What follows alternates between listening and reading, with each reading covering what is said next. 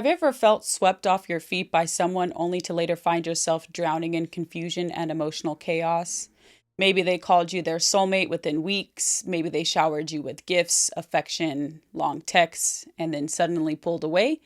And just when you started to find your footing, they came back with just enough charm to pull you back in. That's not passion, babe. That's not fate. That's manipulation, and it has a name: love bombing and hoovering. Hi, I'm Coach Nia Renee, a certified relationship coach and trauma-informed guide for survivors of narcissistic abuse. And in today's video, we're breaking down love bombing and hoovering, what they look like, why they work, and how to protect yourself without blaming yourself. Let's start with love bombing because that's often how the trauma bond begins. Love bombing is when someone floods you with affection, compliments, promises, and attention in the early stages of a relationship. They make you feel like you've finally found someone who gets you, who sees your heart, your pain, your beauty. You hear things like, "I've never felt this way before," "You're everything I've been looking for," "I can see myself marrying you," "Where have you been all my life?" And at first, it feels incredible. For survivors of abuse especially, it can feel intoxicating because it mimics what we've always wanted: love to feel like, safe, seen, and full of possibility. But here's the trap. Love bombing isn't a real connection. It's emotional manipulation disguised as intimacy. It's not love, it's control dressed in charm. The intensity isn't about you, it's about how fast they can get you to invest emotionally, psychologically, and sometimes even financially before you have time to see the red flags. And when the high fades, and it always does, they start to devalue you, criticize you, withdraw, or become cold and unavailable. You're left wondering, what did you do wrong? But it was never about you. It was about securing your attachment so they could begin controlling you without you noticing. Now let's talk about what happens after the discard or breakup. Just when you finally start creating distance, maybe you block them, maybe you go no contact, they come back with a text, a memory, an apology, a gift, a crisis, a happy birthday. That's hoovering, named after the vacuum cleaner brand because they are trying to suck you back in.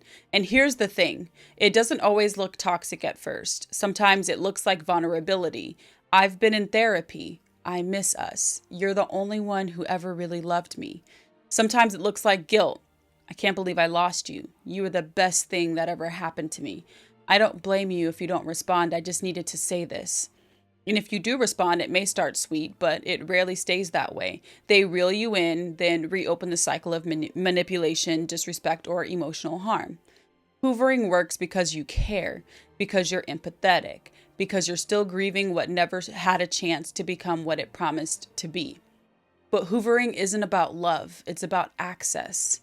They want you to know that they can still reach you, even if they never truly valued you when they had you. Both love bombing and hoovering feed the cycle of a trauma bond. They create the illusion of safety only to destabilize you later.